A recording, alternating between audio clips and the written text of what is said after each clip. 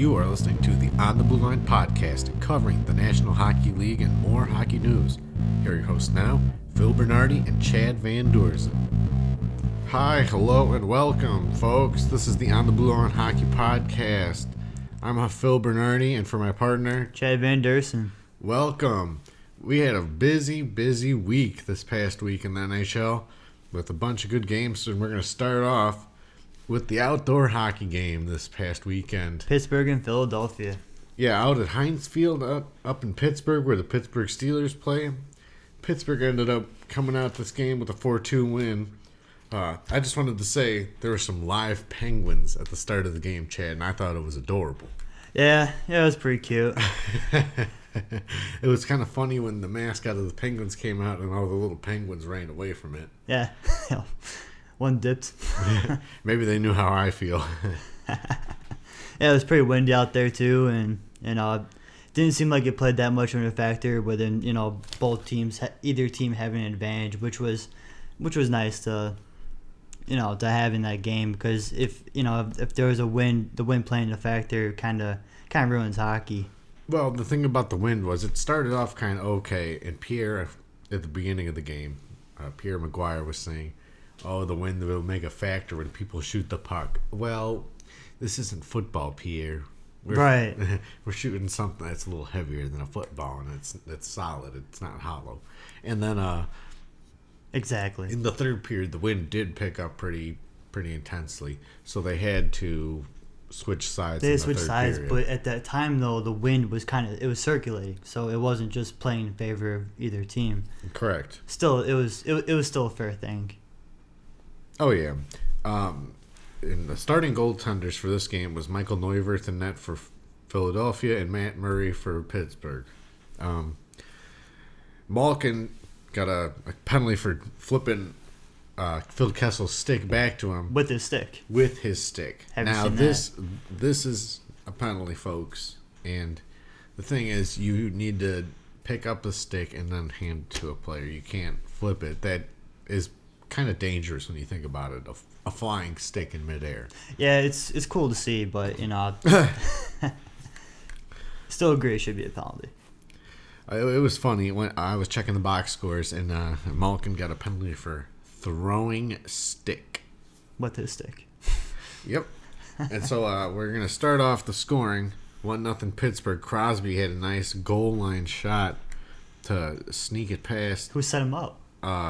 Well, we'll get to that, to sneak it past Michael Neuwirth, but it was assisted by Gensel and Scott Wilson. Yeah, that guy was a hero in that game, Gensel.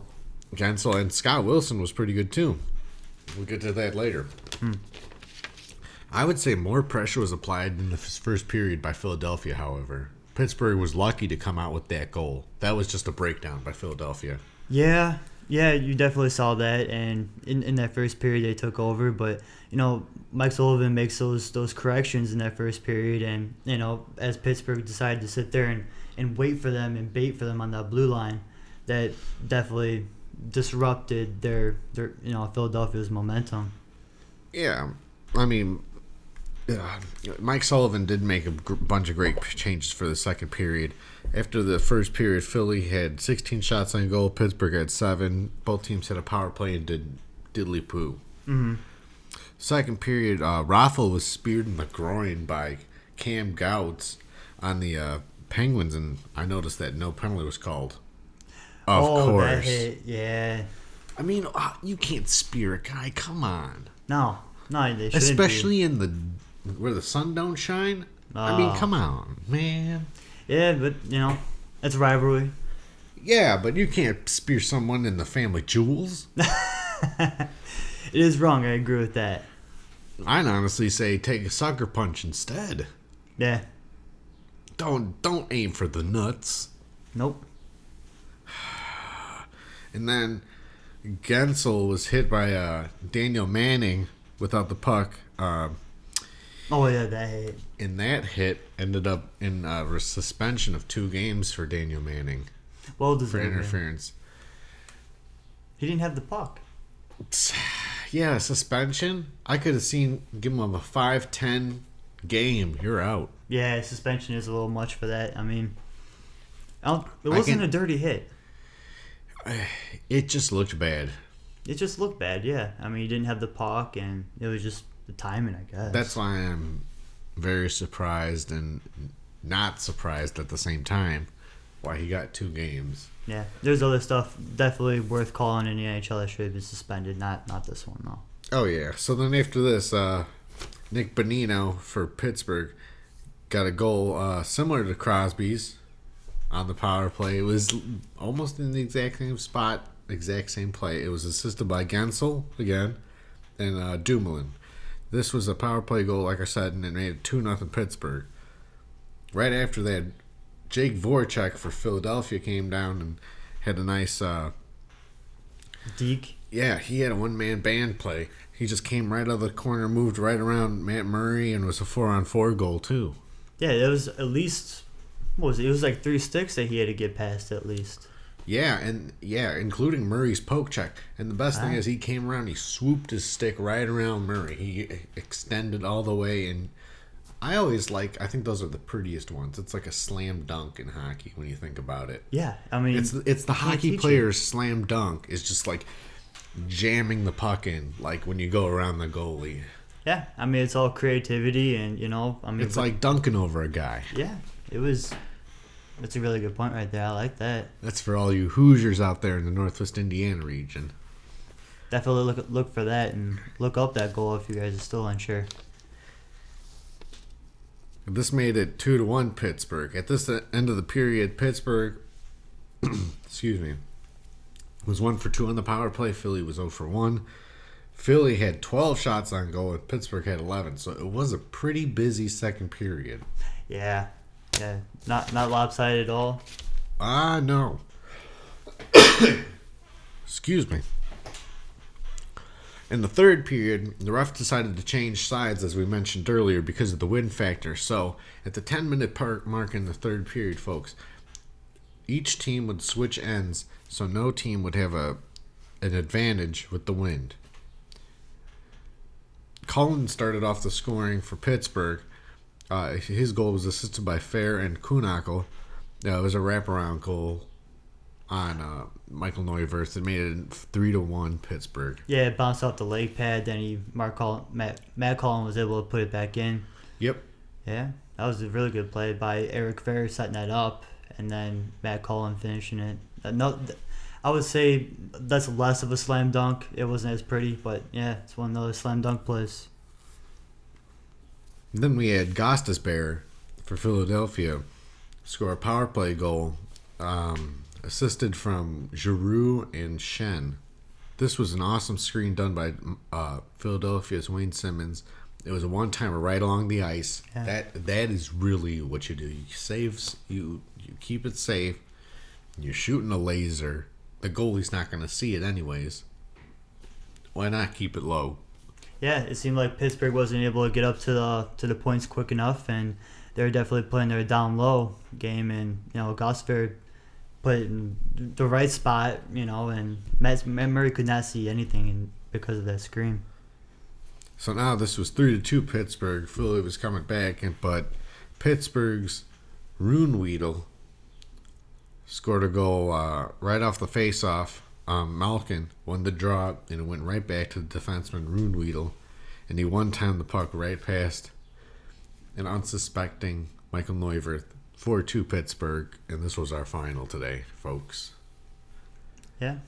One last thing I got to add, though, is did you see this part where Braden Shen for Philadelphia was going around the net, and his stick got caught in the net?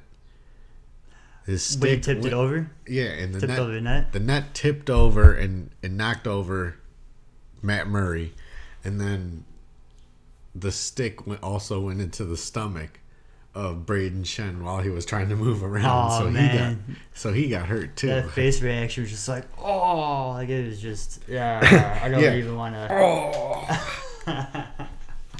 And then Matt Murray was just on the ground shaking his head and rubbing his head like, what is going on?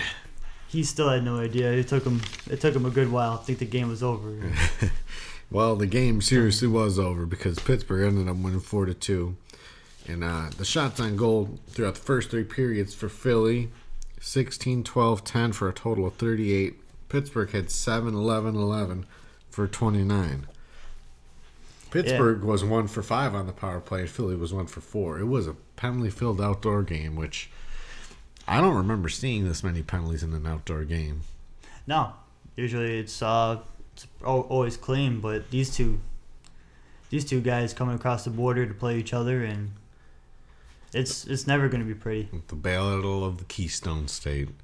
Well, and then the last stat we have for you is the face-off percentages. Philly won the face-offs 59% of the time, and Pittsburgh had it 41%. Our second game that we previewed comes from the Madhouse on Madison, March 1st. Pittsburgh was in town to take the Blackhawks. Chicago won this game 4-1. The starting goalies was a battle of the backups, Marc-Andre Fleury and Scott Darling. Yeah, Corey Crawford's out. I think he's hurt again. And I think Scott Darling, playing a great role, backing him up this year. Yeah, what I was going to say was he definitely had picked up the slack lately, and that's helped out the Blackhawks a lot. Well, I got to say, the first period, the only noticeable thing I saw was Rasmussen got knocked into Pittsburgh's bench by Ron Hainsey. Oh, man. I noticed that. I saw Ian Cole try to put his legs back in, try to help him out a little bit, which, I wasn't expecting that type of game to be helped out. But, yeah, after that dirty hit and then he gets helped out, that's definitely one of those things that, I don't know. Yeah, they just wanted to play, man. So the second period came around. Kane scored off Smalt's assist. Smalt's back check lifted. Pittsburgh's Gunsel stick passed the puck to Kane. 2-on-1. Kane looked all the way at Panarin the whole time, but still shot 5-hole on Fleury. Yeah, that was genius. I mean, as a goalie, I'm surprised a lot of people don't do that more often, where they're looking, but they still shoot. Well, not a lot of people can control the puck like Kane in order to do that either. And a lot of people don't know how to use their peripheral vision that way. Yeah. So, now it's 1-0 Chicago. This was Kane's 5th goal in the last 3 games, his 25th of the season. Fleury had 3 super saves in a row with 5 minutes left in the second. He was knocked over at Crosby at one point and had to dive back into the net, and luckily made the save because the puck was right where he landed. Off Seabrook's shot? Yeah. Yeah, he literally just kind of tried to tip it in, and it was pretty strong shot, a pretty strong shot for a tap that Brent Seabrook gave away. But, yeah, Fleury was definitely shuffling around. I mean, he saved him at the end of that second period because Pittsburgh Scott Wilson ended up hitting the inside post of the net. The referee thought the puck was in. NBCSN put 1 on the board for Pittsburgh, and Doc Emmerich thought it was a goal. Yeah, and it went on for about a minute. Yeah, and play went around for about 30 seconds, I think it was. The refs, Toronto, then called down and said, hey, the game's got to stop. We're looking at the play right now. It was ruled a goal. The thing was, the ref ruled the puck no goal, even though it was a goal. Yeah. It was Scott Wilson's goal, assisted by Ron Hainsey for Pittsburgh. And then, came the famous Richard Panik goal that's now a highlight for all the Blackhawk fans out there. The puck went up the boards. Malkin had it. Keith poked it away, and it went right to Richard Panik, who then did a nice little curl around the face-off dot, passed the puck to himself off his skate, up to his blade, shot it right over Fleury's blocker, top corner goal. Yeah, before that, Panik was due for one. I think he had like 3 shots before that. Some really good plays, and he's picked it up. He's showing off his skill, and he's had 17 goals this year, and he's the guy that they wanted to get 20, 30 goals, and they needed that production out of him. They're finally getting it, and before this, I didn't even know Panik was this good. I knew he had some talent. I just also thought he was about due for a goal. I didn't see this one coming, but man, you need a good goal. You need a goal when you need a goal. And he got it. I mean, in the last minute, prior to that goal, it was Pittsburgh. They drove that puck into the zone twice, and I thought it was Pittsburgh with all the momentum. Then all of a sudden, you came with the last minute, and the Hawks just stuck in the zone. And like you said the previous play, they finally in the last minute, But not even the last minute. It was the last 24 seconds. Was it left the last in 24 seconds? Yeah, and it made it 2-1. If Pittsburgh's going to that locker room with a 2-0 lead, and the momentum, they're feeling pretty good because Fleury put on a flurry of saves. I mean, pun intended, but man, he was doing it. So the third period comes around. Pittsburgh is 15-2-8 in 1-goal games this season. Now that's not winning or losing. That's their record in 1-goal games. So that's just a teaser alert. Darling robbed Matt Cullen point blank with 4 minutes into the third period. That was a really nice glove save by Scott Darling. Oh, that robbery? Yep. Oh, man, that was... Scott, if it wasn't for Scott Darling, like you were saying, Fleury was making the big saves for Pittsburgh. If Scott Darling wasn't playing the way he was, it was 33 saves, or 34 saves in the third period. Like, at least with 9 minutes left, I remember. And if he's not playing the way he did, oh, man, the Hawks would have been in trouble. Yeah, well, the thing is, good thing he's been playing the way he has because Kane scored another goal from Schmaltz and Panarin. It was a one-timer to make it 3-1 Chicago. And then Pittsburgh had to pull their goalie Fleury with 2:15 remaining. Kane got the empty netter for a hattie, making it 4-1. It was 3 goals on 5 shots for Patrick Kane that night, 7 goals in 13 games. It was 6 goals in 2 games. I gotta say he's gonna be one of the stars of the week, if not the player of the week. Yeah, I'll give it to him.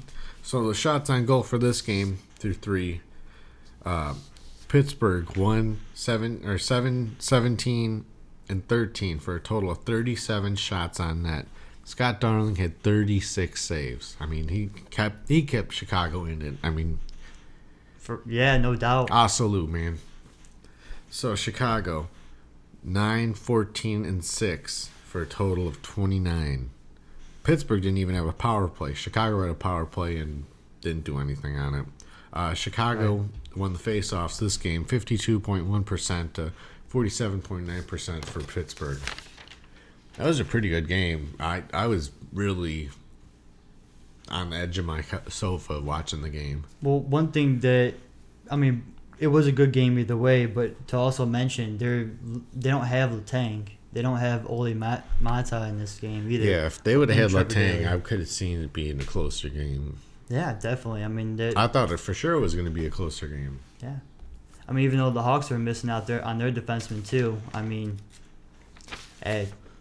the Hawks definitely, they were more healthier coming in than Pittsburgh was, and maybe that was a big advantage too.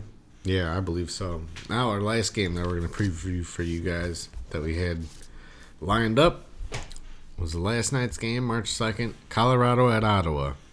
Ottawa won this game 2-1. It was a game. We'll just say that.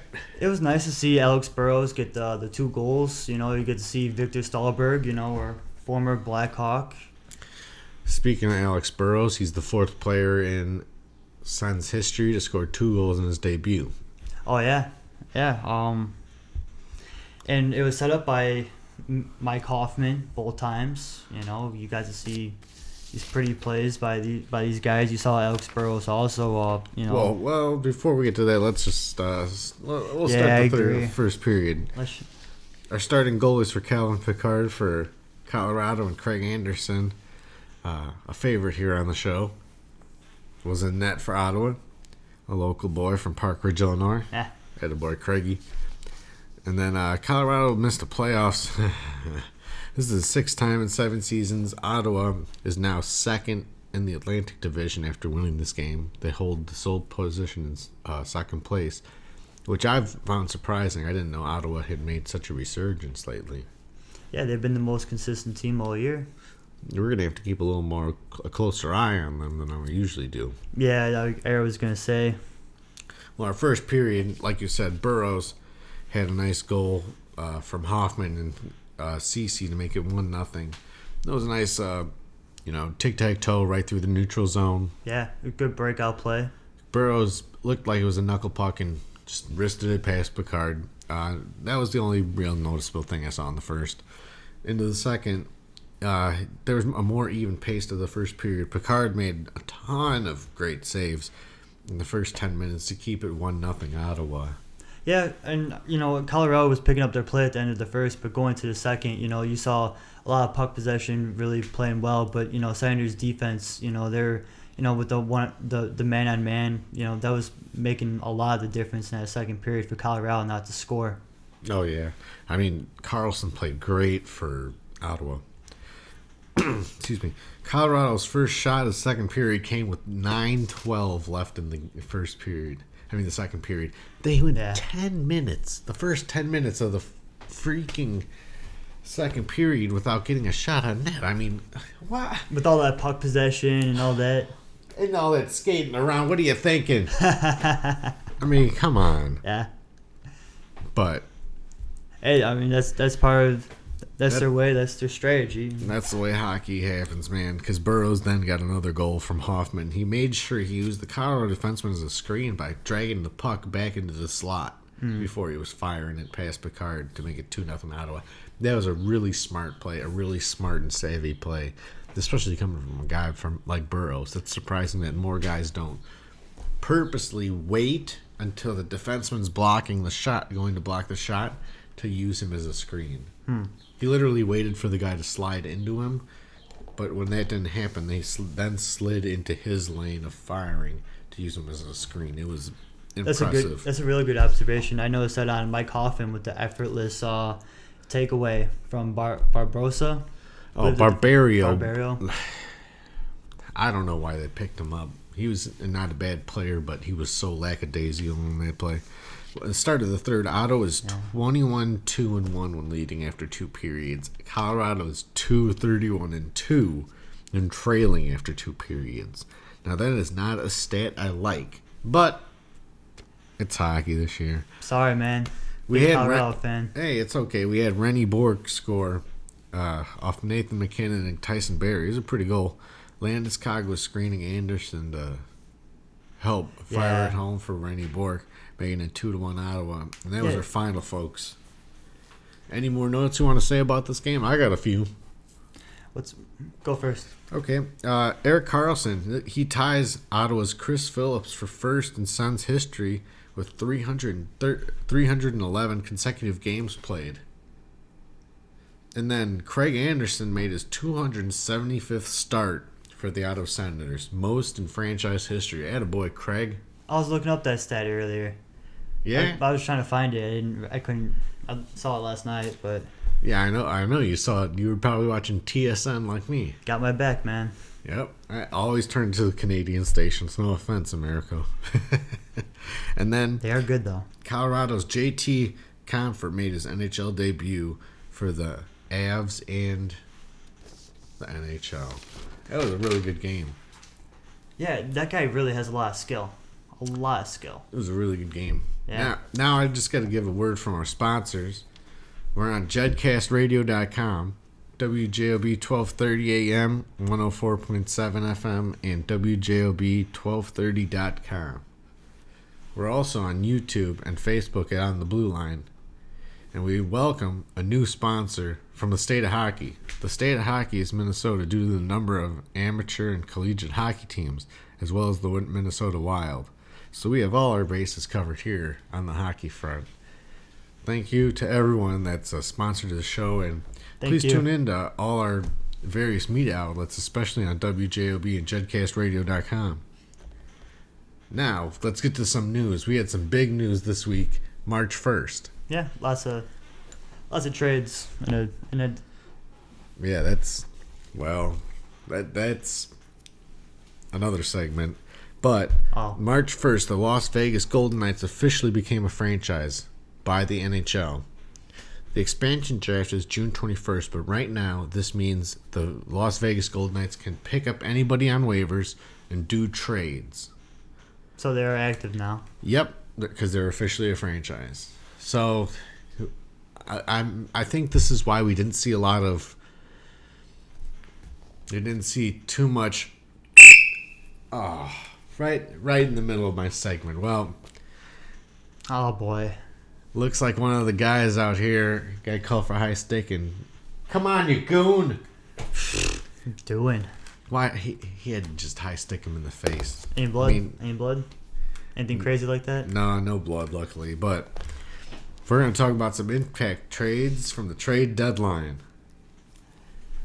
Well, we're going to start things off. Johnny Oduya coming back to Chicago, folks. Yeah, that's the one I'm most excited for. I didn't see it till yesterday morning, but with him coming back and being on the line with Jarmerson when Jarmerson comes back healthy, he's not only does he is he experienced, and that's what Quenville likes in his defensemen, and obviously in his whole team. You get him and Jarmerson back on the same line. You also got Trevor Van Riemsdyk. You also got Brian Campbell, Keith and Seabrook. Those are 6 solid guys. I would much rather have Oduya than Michael Roosevelt. So I like this deal already. Not giving much up. Mark McNeil and a conditional 4th-round pick in 2018. That's further down the road. The Hawks are trying to win now still, while the core's still somewhat young and around. Yeah, the other good thing about this trade is that they only have to pay for half the salary, which is at $3.75. So, that obviously helps out.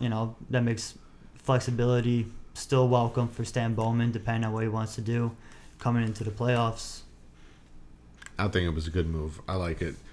Our next move that we found was Shattenkirk and Phoenix Copley going to Washington. Washington sent back a couple players and a few picks.